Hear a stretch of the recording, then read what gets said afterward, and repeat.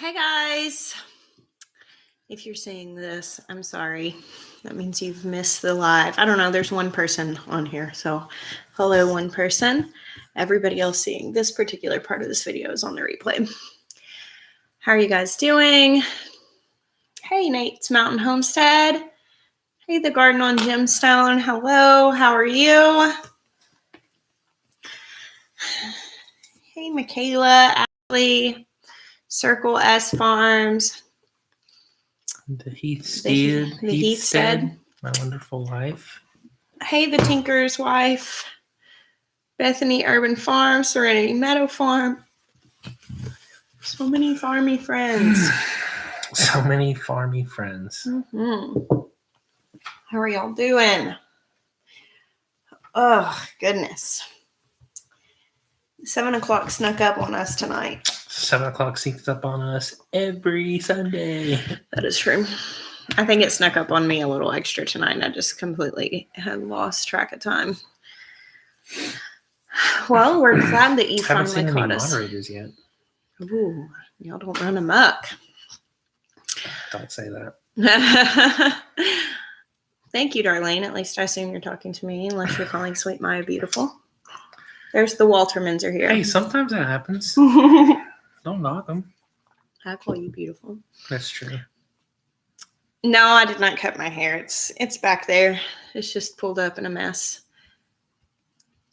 Lynn said, I tried the onion poultice the other day, and it is amazing. It is amazing. It's really good if you mix some eggs in there, a little bit of bell pepper, so it kills your chest, and then you have an omelet afterwards. So good. He makes fun of it, but he does receive it whenever he's not. It's either getting rid of congestion or exercising a demon. I don't know which one. I was feeding my chickens crow some pumpkin seeds and stuff earlier, laughing that I was feeding them like chicken. That's funny, your crows. When do you start potatoes and onions? The onions I've got as sets, and I'm going to be putting those in here very soon. We had some crazy cold temperatures. Like we had lows. I mean, for here, it's crazy. Songbird Farm, that's amazing. Who's that? This is Sarah. Do you know Sarah? We got our 20 acres in Arkansas Friday. Songbird Farm. I'm pretty sure that was someone that I talked to recently, but I've had a couple of people talk to me about buying land in Arkansas. Welcome to Arkansas, Sarah. Yeah. So we had really cold temps, and then it's been raining. And then today was actually really nice, but we had church, and then I had to go to my sister's, I was glad to go, but her wedding shower, so I didn't get to plan onions today. There's Stivers.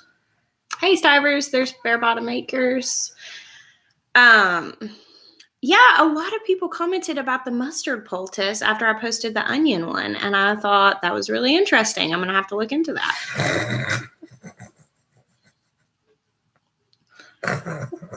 Hey, horticulture geek. Hey, Casey Urban Farm. How are you? Of Little and Light. Lots of friends on here tonight. Two Family. Always. Oh, I didn't even see Two Family. They're on there. Hey, Two Family. Oh, it came up on your phone before it came up on here. Yeah. Hey, North Star Prepsteader. So, yeah, we, oh, wow, cool, Ashley DeLong. I love to hear that. That's really amazing.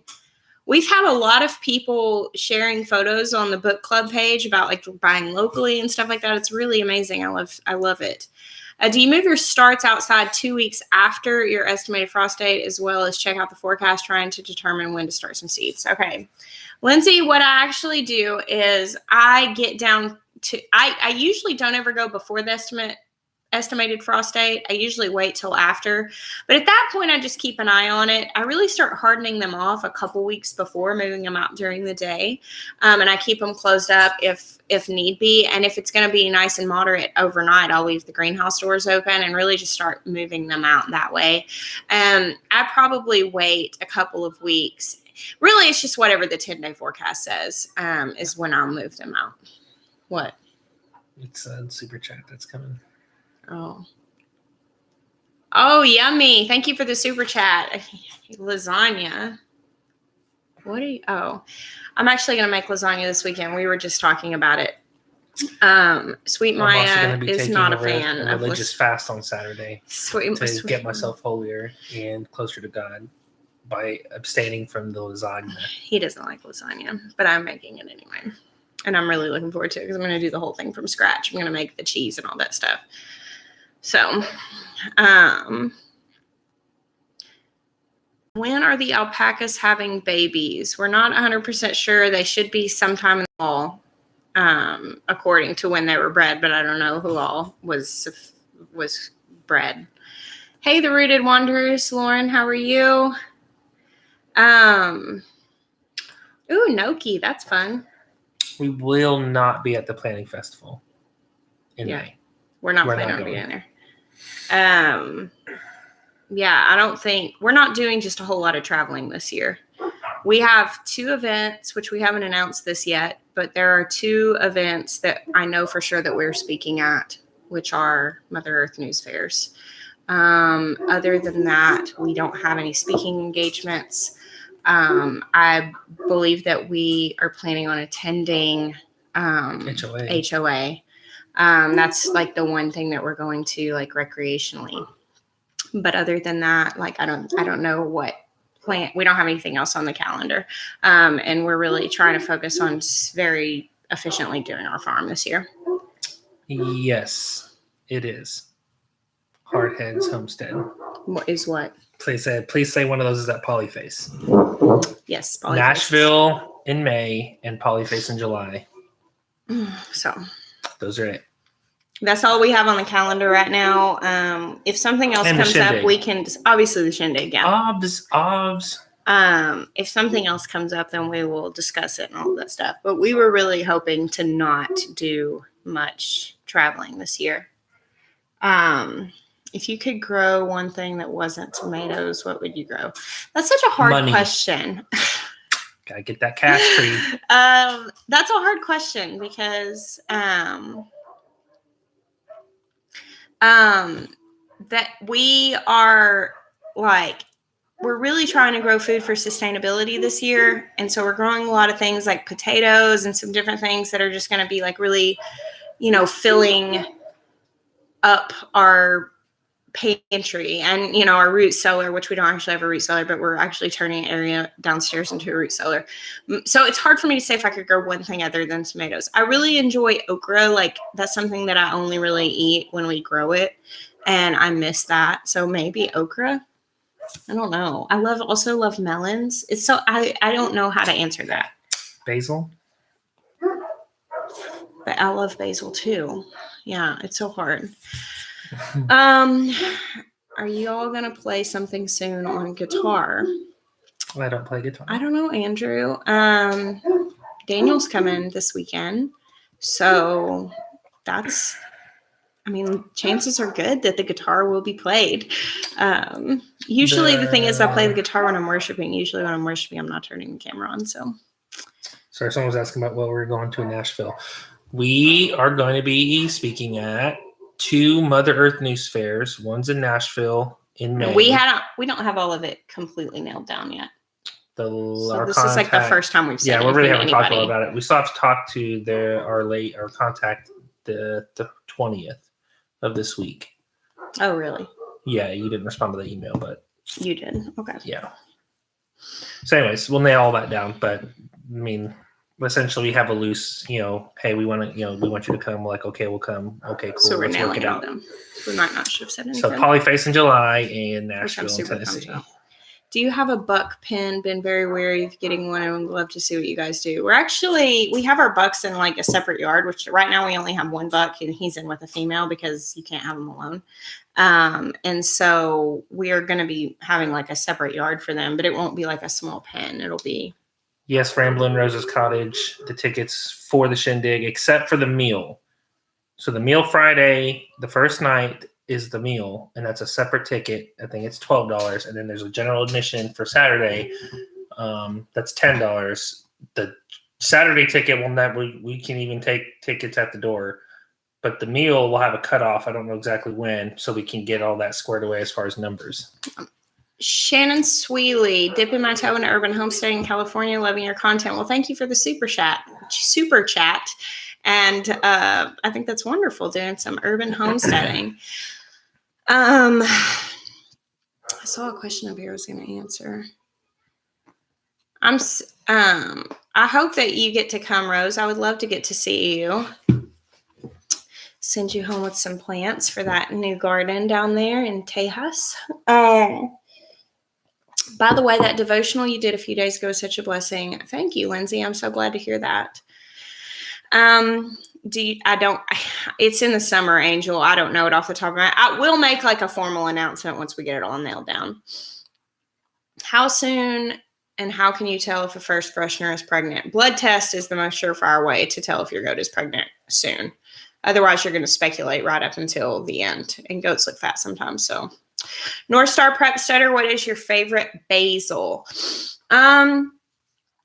I love basil in a really big way. And so like to just grow one basil would be very sad for me. However, if I only had space for one basil, I would probably just do like a really basic Genovese sweet basil because that's my favorite thing to like make like pesto and stuff with, and basil lemonade and all of that. I love basil though, and I grow all different kinds.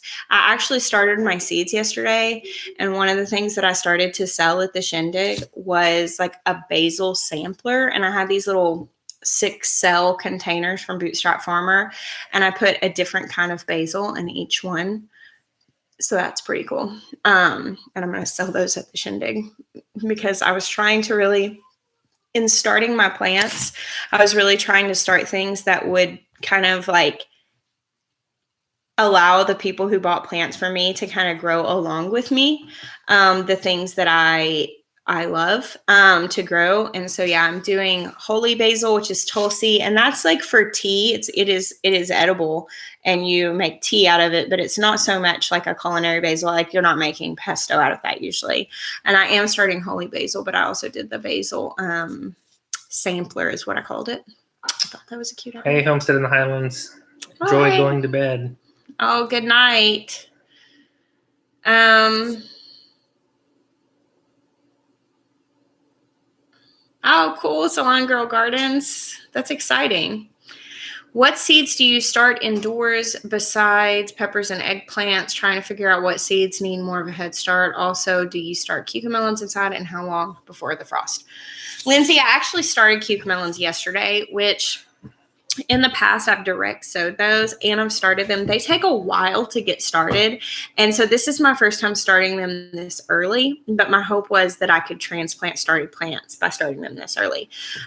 Yesterday, let's see, I started lots of tomatoes, ground cherries, tomatillos. I already started peppers and eggplants a couple of weeks ago. And then I started a bunch of flowers yesterday. Not all the flowers, but quite a few of them. Like cosmos and echinacea, alyssum. Let's see. I started nasturtiums maybe a little bit early for those, but I went ahead and started them. You know, the worst that could happen is I need to start some more. I'm going to be starting some more because there are some seeds that I don't have in yet that I'm going to start. Let's see.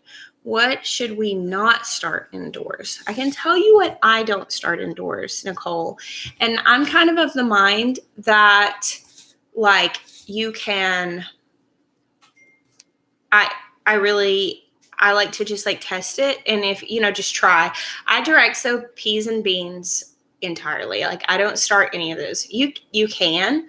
But for me, they just grow so well from seed. I typically don't start my melons and my cucumbers early. Again, you can, but I'm growing in a really long season and they do pretty well direct sowing. And so that's usually what I do. I usually direct sow my squash.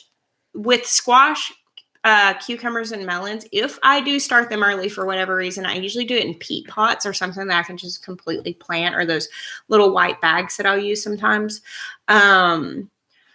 Carrots don't transplant well. That's something that I always direct sow. I usually direct sow my zinnias just because they grow so fast. And so with a lot of things. Don't you direct sow your melons too? Yeah, I said that. Nicole, lavender can be pretty tricky. I don't have an answer for that. I have not grown lavender from seed. I know that a lot of people say it's really good to propagate lavender, but I'm sorry, I don't have any information about that. To Jess and Maya, favorite treat, candy, cookies, cake, pie. Macaroons. Oh yeah, I do like macarons a lot. Any flavor, doesn't matter. I wouldn't say any flavor. If you came out with like a Ben and Jerry's like gag flavor, I wouldn't eat it. But we've eaten some pretty crazy macaroon flavors like lavender, and yeah, it's not that crazy. But yeah, it tastes like a plant, but it's still pretty good. Okay, so like lavender, I actually know that lavender flavored things is like really pretty common, but I've used lavender oil so long for medicinal purposes and to fragrance my house that like when I taste lavender things, I'm like, this is not food because I just do not associate that with food. Does anybody else have that? Favorite scripture? I don't think I have just one. There are quite a lot. Speaking of scripture, I need to go pick up that sign that I ordered from Krista and Conway. I have a sign with a scripture on it that I. Jessica's favorite scripture is "For it is written," because that covers all scriptures. Because all scripture was written, inspired by Holy Spirit. I do have a lot of favorite scriptures. Good night, rebel canners. Are there any seeds? Is it like hardcore canning? Like we're just rebel canners. Well, there is food freedom. It's rebellious. Nicole, I'm glad to hear that. It's not just me. She said she uses lavender oil so much that she can't eat it. We have not grown berries really. We're about to though. We just got a whole lot. We got some. We're about to get a whole lot. Yeah.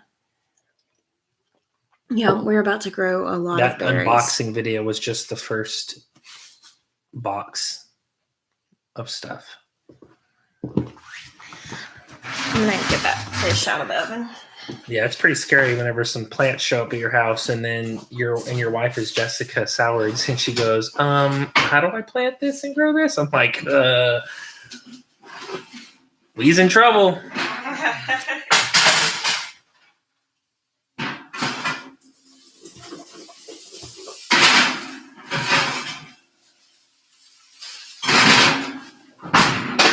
Forget that asparagus is in there. Yeah. Cooking while live streaming. That's always great. Any funny stories about Kid George his whole life? Kid George has been, I mean, he's a pretty cool cat. I mean, y'all pretty much see you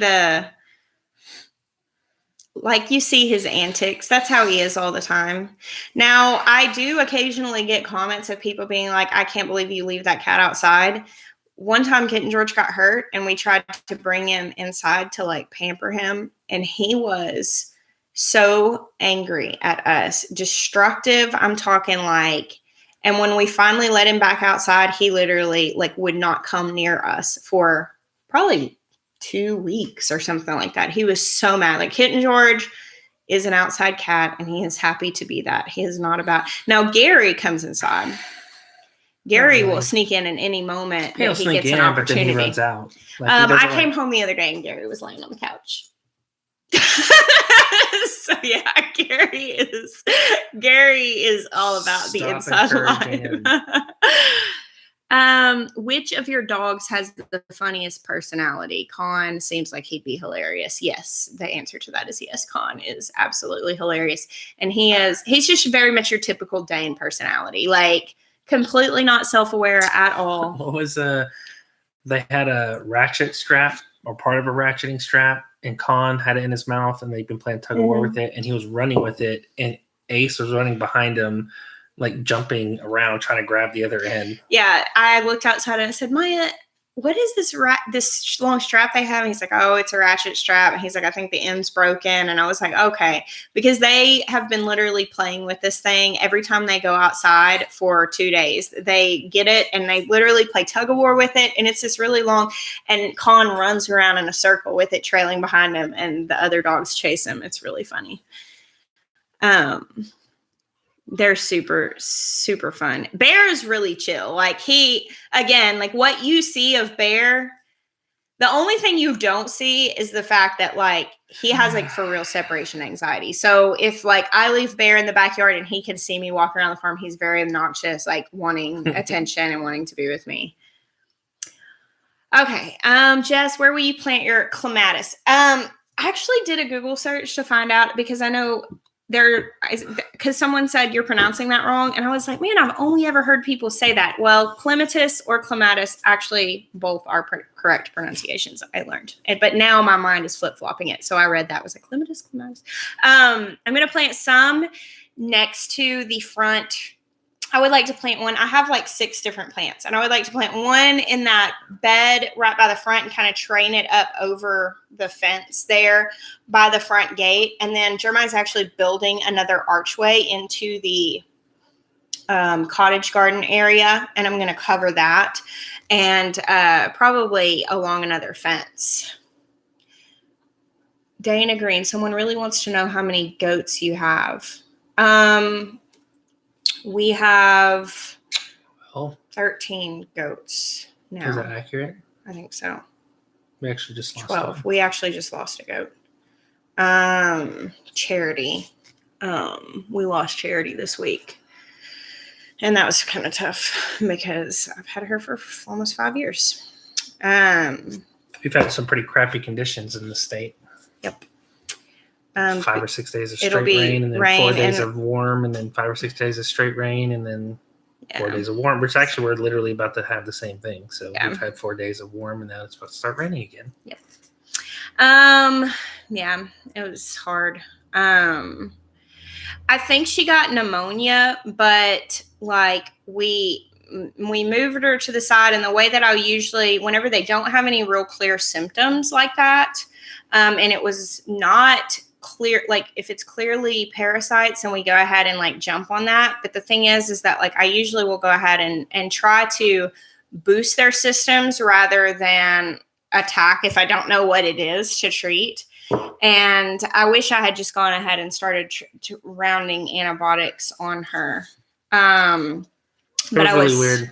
It was just a really she unusual had diarrhea, thing. Yeah. But she wasn't worried. But it just happened all of a sudden. And it was like within a day. We have goat mentors that we call whenever things are going bad. And they're so good to us. They've been keeping goats for a really long time, and they're always really encouraging. But then usually if we, the times that we've tried everything and we lose them anyway and we call them back, they're always like, yeah, like they don't ever want to tell us on the front end that it sounds like really bad, but it was kind of one of those cases. I mean, I don't know. He won't tell Jessica. He'll tell me. He'll be like, listen, you can do this, this, and this. He said, but it's probably still going to end like this. Yeah, and that's after 25 years of experience. So yeah. Thank you, Emily Moore, for using our discount code on the green stock, and thank you for that super chat. I hope you love it. So yeah, that was tough. That was a tough thing this week. But we just got our female goat, and then we got rid of our 2 male goats, but we got another male goat. And so I think that puts our number at 12 right now. And I don't think, well, this is another goat thing that happened. Yeah, I forgot about Mayhem. We had another crazy thing that happened, and I shared this with my doTERRA team actually, but it was the day that Charity went down, Mayhem also went down. Now, Mayhem is my like baby goat. Like Mayhem is, if I, obviously would never just have one goat, but if I had one, it would be her. Like she's the bear of the goat herd, essentially. And she was my first goat to ever have a baby on our farm, and the goat that I learned to milk on. And she's my nanny goat that, fusses over everybody. And the day that Charity went down, Mayhem did too. And that's why we were confused about what was going on. Mayhem didn't go down. She was isolated in another barn by herself. Right. Like, that's a sign of them being they'll isolate themselves when they're sick. Right. And so we grabbed her and stuck her in the barn. Took her too, but her symptoms were different. And I felt like I knew what was going on with her. Carol Rowe, we actually have a video. If you look up I think it's called What's the Scoop, and it goes through what we feed all our animals because it's a lot to line It's a out, mix but of it's stuff. a mix of stuff, and that video covers it. With Mayhem, I was so afraid. So we actually were like, we didn't know what was going on because her symptoms were different. And Mayhem actually had a miscarriage. And I don't know, they were completely unrelated incidents because as soon as she went through that, she was fine. Like, I mean, she just snapped right back. And of course, like you have to take good care of them. Hey, Nora, after dealing with something like that. But, she had gotten bred by that goat that we were having a hard time keeping in the fence. And so that was rough. It's one of those things, like, obviously I don't like it when anything dies, but I was relieved. Don't forget the asparagus. Oh, thank you. Actually, I don't like it when anything dies, but I was relieved that Mayhem, there wasn't anything wrong with that. Naturally in C, it depends on when the miscarriage is. If they abort the pregnancy later on, yes, you may need to milk them because they may get really engorged. This one was probably only 2 months in. The fetus was not very developed at all. And so she did bag up a little bit after the fact, but not enough for there to be any discomfort. And so we just decided to watch it, and I decided not to try and get her milk supply. To try to milk her. I would rather, because I'm not, the thing with it's so hard whenever they do this. I've only ever had one other pregnancy abort on the farm. And then my cousin had one happen with her goat herd. They can headbutt each other and cause that to happen. They can eat something. There can be a lot of things. I know she wasn't given any medication that would have caused it.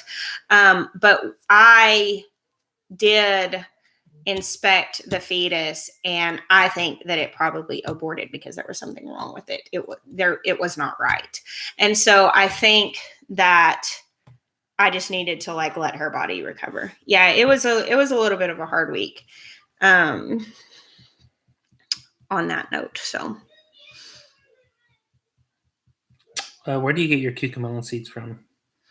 I've gotten cucamelon seeds at My Gardener and at Baker Creek. Sometimes they're listed as Mexican sour gherkins if you're having a hard time finding them under cucamelons. Oh, I'm gonna go get the asparagus.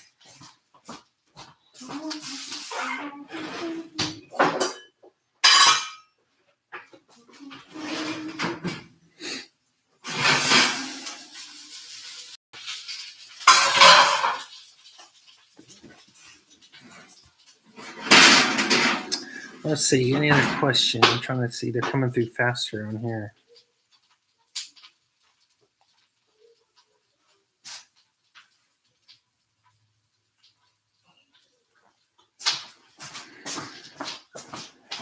My hand is good.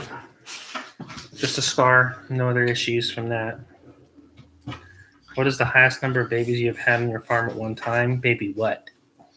Got a lot of chickens at once and ducks. Amanda, yes, we're planting asparagus. I actually have seen Hugh Richards' channel. He's actually really awesome. I talked to him recently when I did the collaboration with Liz. I ended up talking to Hugh shortly after that.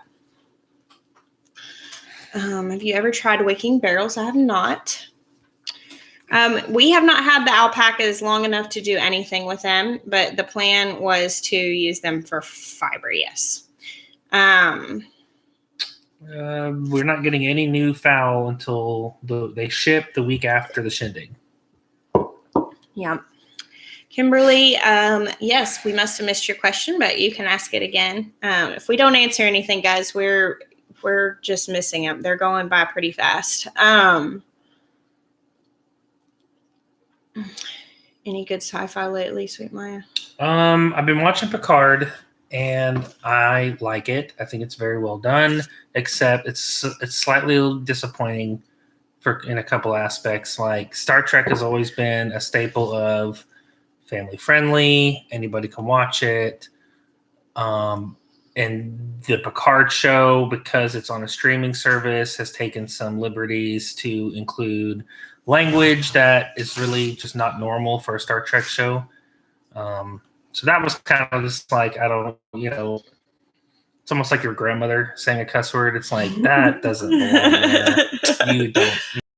Maybe when you were younger, but Picard, like, he's an old man now. And like now you're cussing, so like you went through all of these adventures, like the Borg literally almost killed the planet and all this stuff, and the only cuss word of any Star Trek Next Generation thing was Data whenever the Enterprise D was crashing into the planet after Generations movie. Like literally that was the only cuss word. And then now it's like every episode has a some cuss word in it of some kind, and it's like that's it. Other than that, the storyline's freaking fantastic. At the actually, if you're watching our live, you get spoilers because I can't keep it to myself. At the end of the most recent episode, I was kind of geeking out because one of my favorite series was Voyager. I loved the storyline. I loved that they were far away from the Federation and out doing their own thing, and like had no reinforcements. Like they were it. Like you had to make it on your own and be resourceful. It was just a really cool concept. Well, then they introduced this character, 7 of 9, who was the first reclaimed Borg. So she came back from the Borg and became human again. And what that was like, well, 7 of 9 is now a character in Picard. And so that was like, it was almost like if like Kirk came back to life or something. It was really good. When can we take a heat lamp off baby chicks when they have feathers? Pretty much when they have feathers, when they start feathering out. And it also depends on where you're keeping them. If they're in your house and it's 70 degrees in your house, when they have a little bit of feathers, if they're outside in the garage or something like that where it's cold, you're going to need to leave it on there for a little bit longer until they're fully feathered. The other round striped green melon that I grow in a trellis, Sheila, Kajaris, they were round striped and green before that they turn ripe, which then they turn orange. I have heard buttercup squash. I've bought it at the store, but I've never grown it, Stephanie. I agree. It does have a super sweet flavor and smell. I really like it. How many different tomato varieties did you start this year, Lydia? I didn't count, but I'm going to ballpark 60. It was less than last year. I felt like that was really, constrained of me. So, a round of applause if you must. What's a good early sweet pea? I really like the magnolia tendril peas. They come on pretty early. I usually do those. The mammoth melting sugar peas. Those are pretty good. I see several people commenting about funny story.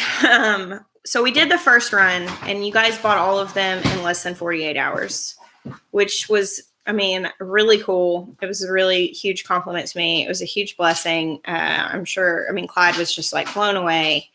When you buy these things, you are supporting a real family business. They're folding those and packing them themselves. It's a, small family business. And with the first order, we decided, okay, we'll go ahead and do another small run. And those sold out so fast that there was actually many that were purchased beyond that. So we went ahead and decided to do a third smaller run of the Clyde's Garden Planners. They'll be in this week. And when those are done, they're really going to be done. I'm going to have to make that clear to everybody. Like, hey, when these are gone, if you order beyond that, you'll get a regular one. So yeah, if you want your Roots and Refuge Clyde Garden Planner, go ahead and order it. You'll still be within the window of people that will be in that number if you order it now. But I'm going to announce them when they come in, and I don't expect that they'll last super long. But you have to put Roots and Refuge code in if you want the Roots and Refuge branded one. And actually, I was wrong. Jean-Luc Picard was actually the first human to be brought back from the Borg. But I give 7 of 9 more credit because she was Borg from a little girl to an adult. Like, she was Borg for a long time. Mm-hmm. Like, Picard spent like a few days or weeks. I can't remember the timeline, but it wasn't very long. So, yes, you're right. I was incorrect in stating that, but 7-9 is also Still exciting. pretty awesome. So let's not split hairs, guys. I Also, someone said something about Deep Space Nine, and I really enjoyed Deep Space Nine. Also, this was one of the first times this was actually probably the first time that they undertook a multi-ship like armada battle where there was, I mean, the dynamics of how they would have shot that like in the time frame, because like now you could just CG it, but back then they were still using models and stuff. And then CGing extras in. And so, like, just the Deep Space Nine, the Dominion War, was really a cool. was responding to my text messages while you're talking about the stuff that I don't know about. Well, you can go back to talking about tomatoes and stuff. Love Grows Here Homestead, thank you for buying 6 Clyde's garden planters. That is super sweet and supportive. Yeah, when it comes to the sci-fi stuff, I have no idea. I don't watch just a whole lot of TV. And when I do, it's not sci-fi. So, favorite recipe from what you've grown, Michaela? I mean, there are a lot of recipes. I mean, like, we use... I mean, like, as far as like the food that we've grown, like I pulled out one of my last jars of tomatoes that I was going to make. I was inventorying to make that lasagna this weekend, and making that plan.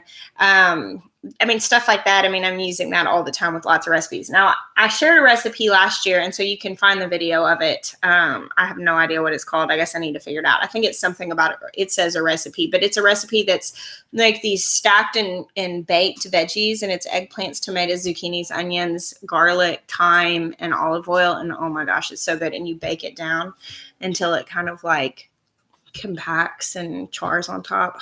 It's delicious. It's like my favorite. It's kind of ratatouille-ish. So do you make cheeses other than mozzarella? We're about to have a bunch of goat's milk to use up. I'm actually I mean, like ricotta and like a basic like soft farm cheese. I've never gotten into hard cheeses at all, but I'm actually gonna go pick up this week some raw milk, and make this weekend. I'm gonna make ricotta and mozzarella for that. Lasagna. Thank you. Yeah. That word just went right on out. He does not like lasagna. Jeremiah was raised in a really big family, and that was one of those recipes that they ate a lot of. Thank you, Greenwich Homestead. She said Star Trekking across the universe.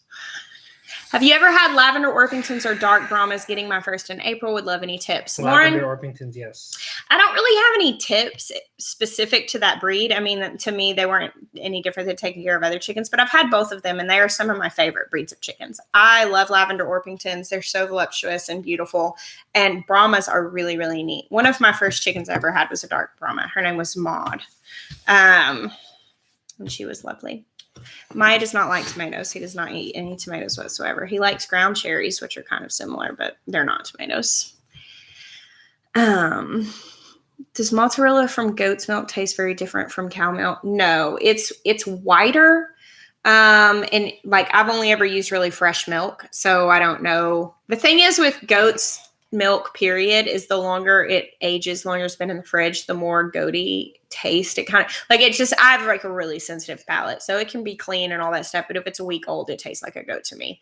Now the first couple of days it's fine, I can drink it, it's no problem, but it doesn't make any, it makes less. The difference to me with cows and goat's milk, and I've got a video of making mozzarella, and I did both. I did cow's milk and goat's milk, and the volume is much different, just because I guess the fat content in a gallon of cow's milk, you get quite a lot more mozzarella. SR, thank you for the super chat. Have you thought about growing pawpaw trees? I have thought about growing pawpaw trees. I was actually just looking at some seeds in the Baker Creek catalog. However, I decided to wait on that, because I think that whenever we end up moving to a different property, I'm going to immediately really put in some trees and probably work towards pawpaws then. Where do you get your rennet? I buy it from a local place that it's called Fermentables in North Little Rock, and they sell beer and wine making as well as like kombucha and cheese making supplies. And I just go buy it locally. That's super fan status. So Snow White Benson says, Jeremiah, have a granddaughter named Jadzia after Jadzia Dax, who was one of my favorite characters on Deep Space Nine. That's super fan. Jadzia is a cool name. Thank you, Stephanie. I appreciate that. Are you doing Three Sisters gardening in one of the beds? Anna, I am planning on trying that out back.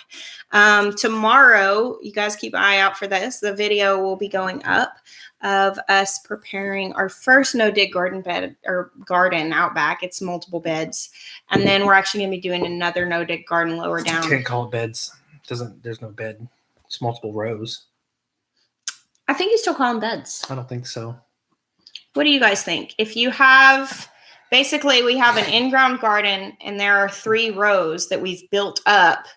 Is that considered a bed? I think it is. I don't think it is. Either way. Even if the gardeners say it is, I'm not going to call it a bed because there's no border. Like it's a row. It's a hill. It's a mound. It's a split. It's something. It's a place of poop that you can put seeds and they grow. But bed doesn't really classify as far as I'm concerned. Just because correct always. Yes, Kim. Thank you very much for that. Yeah, it's they're not really super mounded, but you'll see it in the vlog tomorrow. Basically, we took the ground. I'm telling you what the vlog is going to be, but still watch it, okay? We took the area where we wanted to do, we laid down all the cardboard, and then we basically measured out 4-foot rows with 18-inch walk little paths, and there are 4 rows beds, and we piled up compost on those, and now we've got them covered. And then we're actually going to be adding some more compost, and then some sort of cover, either chips or some sort of mulch. So, Amber, well, I hope your 2-year-old settles down. Good night. They seem like beds to me, because they're built up. So I'm checking out of this conversation. Are they called furrows? I don't know. How can I figure out how much I need to plant to have enough to can? Garden for a year.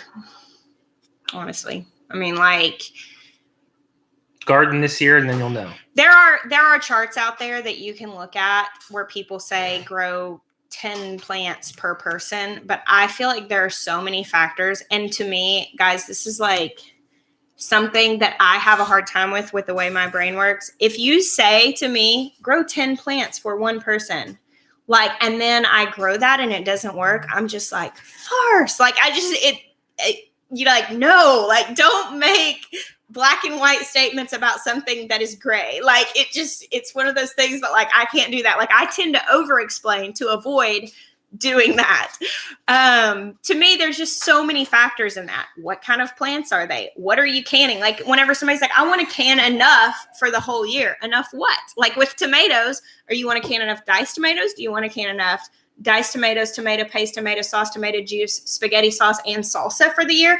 Very different things. Like, so I don't know. Maybe you just want to grow enough tomatoes to throw at people that are rude to you. That's a very different amount. Yeah, it's just a different thing. Do you live close to the stockades? You might need more tomatoes than someone who lives further away from the stockade. So, I don't like black and white statements about something that is gray, for real. And so, for me, like, that's a really hard thing to say. I can tell you that last year I grew 120 tomato plants. I put up all the extra tomatoes, and it really wasn't enough for the year to feed a family of, most of the time 7, sometimes 8, with lots of visiting guests that come. And, there's no chart for that. Like, we cook all our food from home for the most part. Like, I mean, it wasn't enough, but am I ever going to grow enough? Do you change your appetites to meet what you can do. It's just really hard. Triple H Farm says, Jess, if you want elderberry cuttings, let them know. They're down by Hot you so much. Yeah. I'm gonna message you, Triple H, because I know that you guys said you needed some tin. And so yeah, maybe we can have you guys come. Well, they need to come get some tin because we got too much tin. We need to get rid of some tin. Yeah. Little Creek Homestead, you never got back to me on Facebook about the Shindig. Will you send us a message with your phone number, Little Creek, so we can text you? Yeah, Facebook and Instagram and stuff, it gets flooded fast. Yeah. I apologize. We're sorry. We miss so much stuff on there. It's really difficult to keep up with. Are you growing pink jazz tomatoes this year? Lydia, I don't think that's on my list, actually.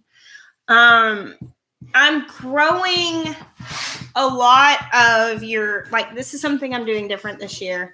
I'm still growing lots of big heirloom slicers, and I'm still growing a good deal of cherry tomatoes. What I'm doing this year that's different is I'm adding another row of tomatoes and doing all tomatoes that are typically good canning tomatoes, like Bonnie Best, Homestead, Rutgers, Marglobe. I mean, just like your basic Globe red canning tomatoes. I haven't done a ton of those in the past, but again, last year I didn't feel like I had enough to can. And so I'm going to do a whole row, possibly 2 of that.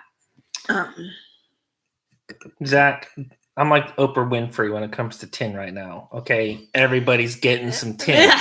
Okay. Unless your truck can haul 600 pieces of 28-foot long, 3-foot wide tin, which it can't. Like, don't worry, there'll be plenty. And I can just see Zach like straight redneck in it. He'll just put it on top of his truck.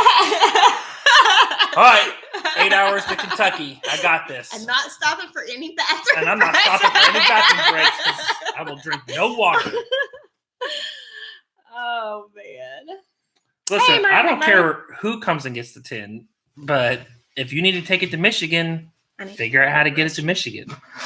I'm telling you right now, I ain't driving it to Michigan because I had to drive it from Conway to my house, and that was sketchy.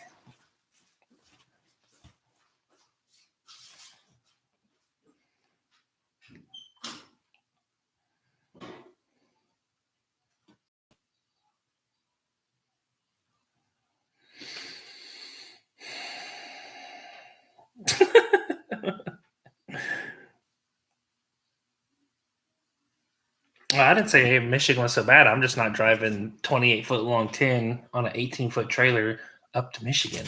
I mean, honestly, I'm not driving 28-foot tin on an 18-foot trailer down the street. Mr. of Little Light, Maya, any opinion on Morbius coming out? I'm not 100% sure it is, so maybe I'm revealing that I'm not quite as nerdy as you guys once thought.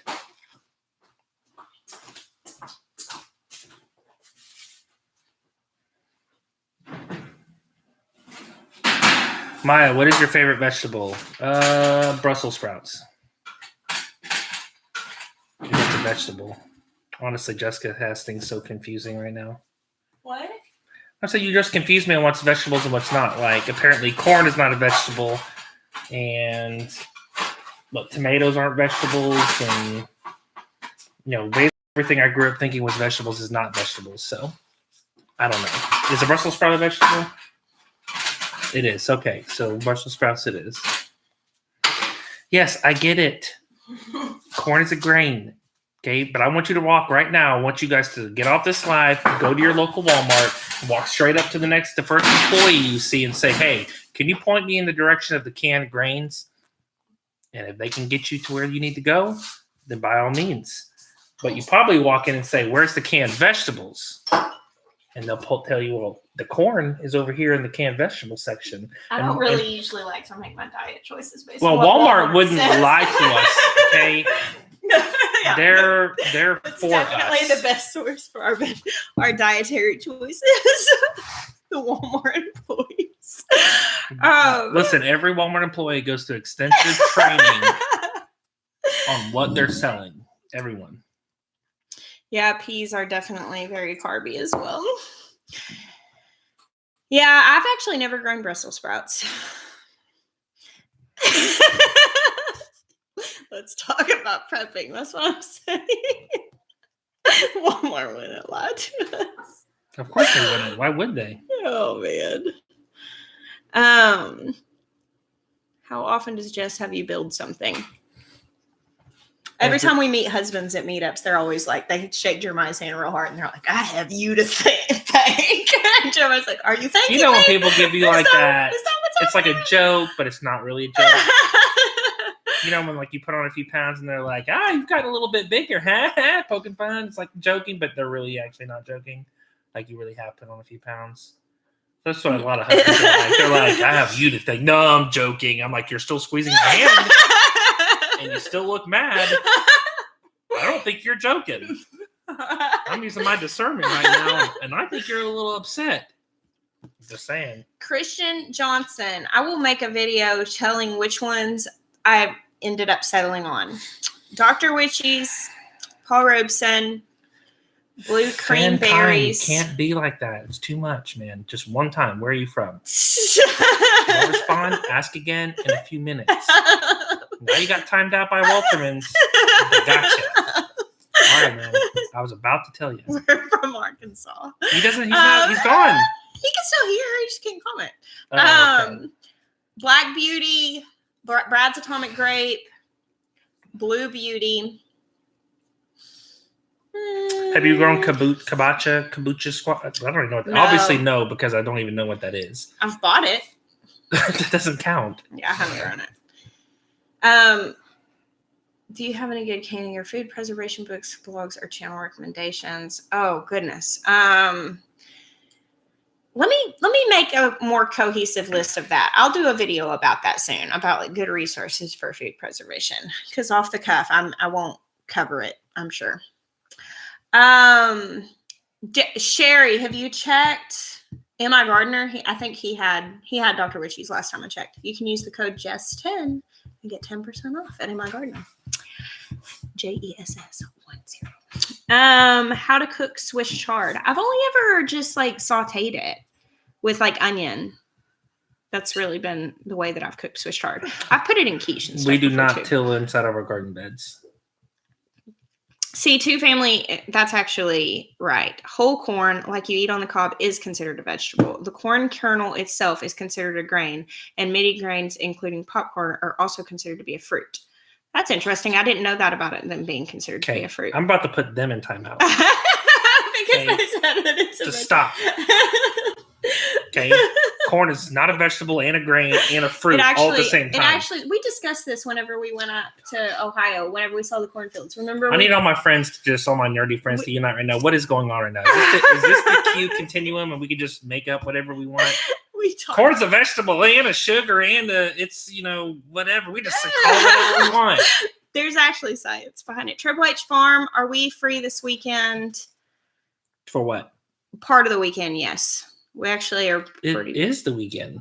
This coming weekend. It's the end of this weekend. Yeah, I guess that's true. This coming weekend. What is this weekend? I know Friday we are. Sunday is the concert that we're going to. Corn is a gas. Corn runs your truck, feeds your kids, sweetens all your food. Well, if you're eating junk food. That's actually true. Talking to you people. Murray McMurray said that I would talk all about corn. Feed your animals and then eat that. It's like corn. Corn can be whatever it wants to be. Corn is the most versatile crop on the planet. Not an animal. Truth, bare bottom acres. That is one thing that cannot be argued. However, there are many animals that have eaten so much corn that if you are what you eat. That's what to say. Some animals are corn. They're just a walking cob. Like, man, I'm so fat. My meat is average. I didn't eat anything normal for my breed. Just saying. Oh, corn also equals bourbon. Of course. Thank you. The freaking guy from Kentucky. We've got to know where the bourbon comes from. Oh my goodness. That was corny, guys. That was corny. Do you stagger starting your tomato seeds? Nope. Cindy, I start them all at once. Here, it gets really, really hot by August. Tomatoes start dropping their flowers whenever it gets over 90, 95 degrees. And so I actually have a tomato season cutoff. Typically, my tomatoes are not really going to grow just a whole lot beyond August. If they live through the humidity and the heat of August, then they would grow again in the fall. And so sometimes I will take cuttings off of my plants and do like a second round of them into the fall by propagating cuttings. But I don't usually do 2 rounds of seeds because I don't want them starting to set fruit during the heat of the summer because I won't get very much. Oh, Don't have a vole. We don't have voles. Yeah, we don't really have voles here. However, Gary, the cat, did catch a mole the other day, so that was an interesting inspection for me and the kids to check out. And he left it by the front door until we walked out the next day and said, "Everybody freeze! There's a crime scene!" I said, Gary did it. He goes, "Oh, well, it's still a crime scene. How did he kill it?" I was like, "I don't know. Ask Carrie." I actually have some blue corn that I want to try to grow this year.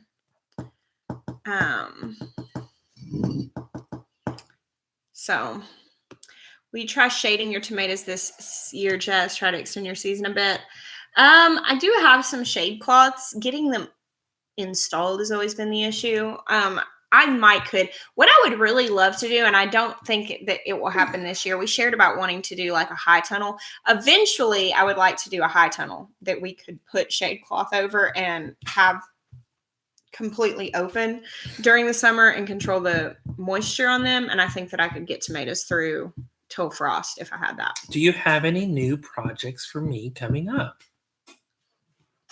Do you? Well, the cottage garden is probably the one that we're... That's your project that you're having me do, I guess. Yeah. Is there not anything else? You're working on the pig barns, but that's not really me giving you that. Yeah, it's true. It's very true. That's the only thing. In-ground garden. Yeah, the in-ground garden. Yeah, you just did that. It was shake and bake, and I helped. That's sorry, it's too old of a joke for some of you. Yeah, Living Traditions. I've been watching their videos about the high tunnel. Watching them put that up. We have looked into the NRCS high tunnel grant, Chelsea. We actually were approved for it last year. And we decided to pass on that grant because they wanted us to basically sign a contract saying that we would not move from this property for 5 years. And we couldn't promise to that because we don't know for sure if we're going to stay here for 5 years. The workshop, I don't think we're going to be doing until like summer or later. Yeah. Earliest would probably be July. But honestly, it kind of just depends. It's kind of all up in the We're air, like paying off a lot of our debt right now. So. Yeah, Rachel Carter. We do have to build the bottom and all that for the mosaic table. I've got to get that up to the garden. I've made a list of like time frames, and I have told the mosaic table, my time frame for that is like by the time that I'm planting the garden. But I have not.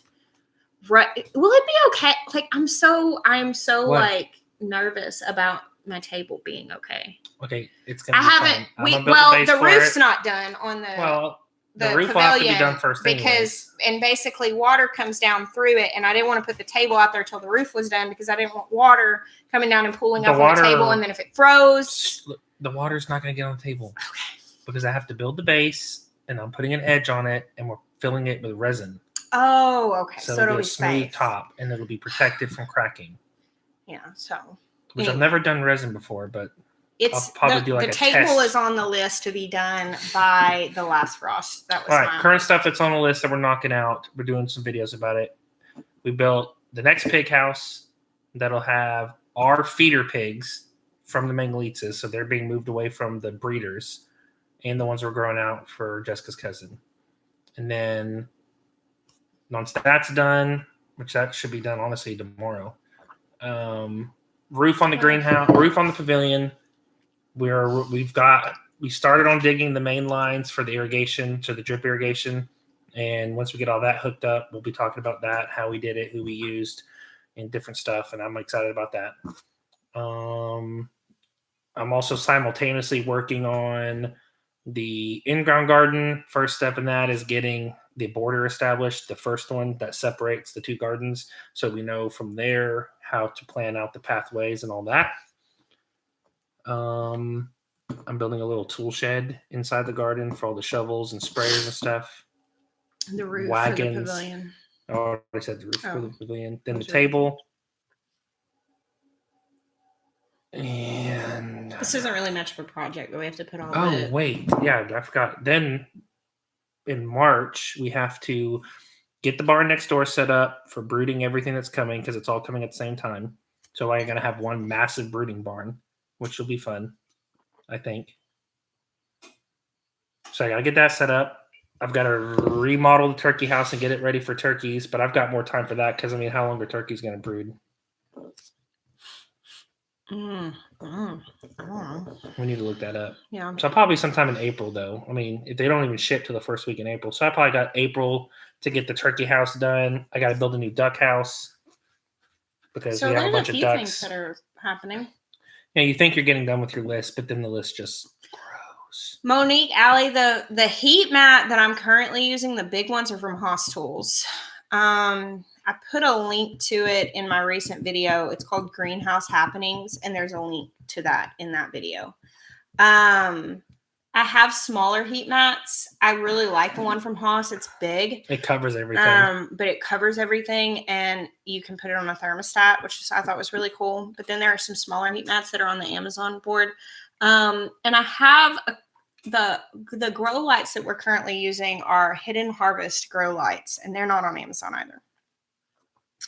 Yeah, the list of projects is long. I usually get about 6 hours a night of sleep. Yeah, Jessica gets a little more than that by about one or two, depending on when she decides to go to bed. Yeah, I usually fall asleep a lot earlier than Jeremiah does. Why are you putting all of this effort into your homestead if you know you aren't staying there? Because somebody will stay here eventually. Yeah. This is called reaping what you sow. So I'm going to sow so good for someone else, because when we move, we'll get a reward. And you reap what you sow. So why not? You don't reap necessarily the very same seeds you sow, but if you sow, you will reap. So that's what we do. And I mean, we're learning all of this stuff. We're learning, and we're building these barns. And I mean, you know, I don't know how long we're going to be here. I know that when it comes time, I mean, this is also, I mean, like, we're just going to do what we feel like we're supposed to do. And we feel like we're supposed to finish like the vision that we have for this place. That's what we're doing. Yeah. And that includes the shop. Game Nerd Mom, I have not been out by the bees yet since my incident. They are not on speaking terms right now. But it's been too cold to open up the hives, and then it's raining. There's no reason to open them up. Right. Clearly. Yeah. There wasn't a reason to open them up. Yeah. I was worried, and that's why your legs paid the price.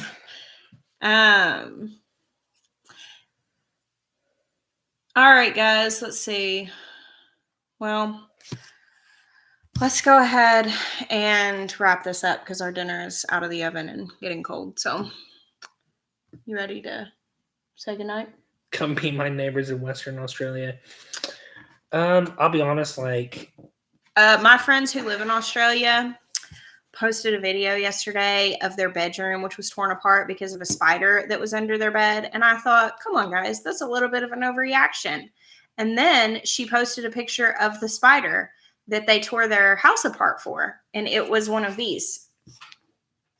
Yep, I'm done. I was like, heck to the no. So, like, most of the poisonous snakes that exist in the world are in Australia. And I love you, Aussie spiders. people. I love to talk to you. I love to hear you talk. And very sadly, the country's been burning a lot lately. Like, I'm just like, I love Australia. I really do. I can't wait to spend some time there.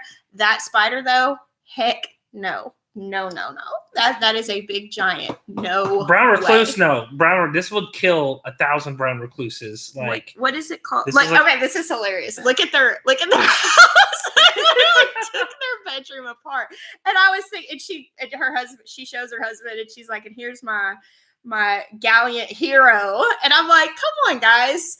And then she posts the picture of it all. It's a huntsman spider, and that was what they saw was that. No, that was a small huntsman. No. All right, guys. Thank you guys for hanging out with us. We're gonna go on that note. We're gonna go eat our dinner. Good night, y'all. We bless you. Until next time.